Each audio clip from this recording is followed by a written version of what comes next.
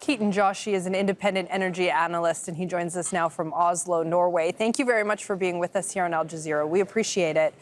I want to ask you about some of the things that we're seeing governments around the world do. We're seeing them ration fuel in some cases. We're seeing them ask people to take a day off in the middle of the week in other places. How concerned are governments getting about the possibility of a shortage in fuel supplies? My personal opinion is they're perhaps not getting concerned enough. We saw a set of recommendations released by the International Energy Agency just a few days ago, recommending several ways to reduce demand for oil in particular. This is suggestions such as working from home or rationing. And I think that this is just the beginning. If this crisis continues to get worse, these suggestions will move into enforced rules, and this will get very serious indeed. That's if the conflict is prolonged. If for some reason it ends in the next week or so, what will we still need to contend with as consumers? Because I assume that this isn't something that's just going to immediately go away. Indeed, and the disruptions to the supply chain for both oil and gas have already been very, very significant. We saw the bombing of a gas processing facility just a few days ago. The damage to that facility is extremely significant. The repairs will take months to years. This will have impacts going on for a very long time. And then, of course, there is the various flow-on impacts throughout the world. The supply chains for fossil fuels are long and complicated, and this will take a very long time to filter out of the system.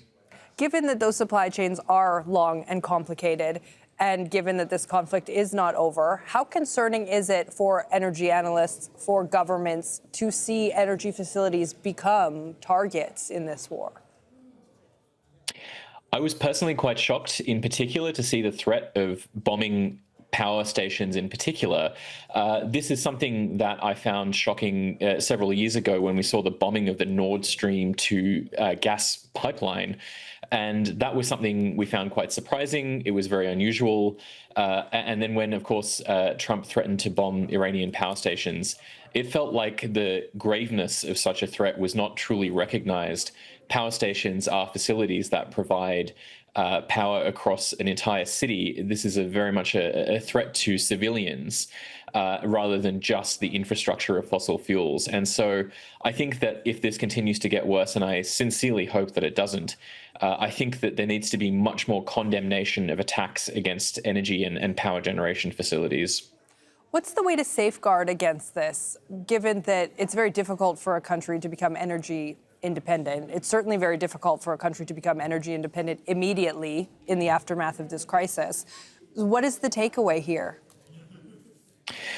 The core thing that I think is the concern for many governments right now is short-term reductions in dependency on fossil fuels. This will entail actions such as those we mentioned before, asking people to drive less, to conserve fuel, things like that. I'm not the only one who very much remembers the early days of the COVID pandemic in the early 2020s. A lot of these suggestions felt shocking, and then over time, we started to become somewhat accustomed to them. What we must also do, of course, is consider structural changes in the way we source energy in society. We have to start moving towards fuel types that do not depend on these global supply chains. Renewable energy and electric vehicles have come up a lot, but there are many other technologies as well that we can consider to reduce reliance in the short, medium, and long term. All right. Keaton Joshi, thank you very much for joining us from Oslo. We appreciate it. Thank you for having me.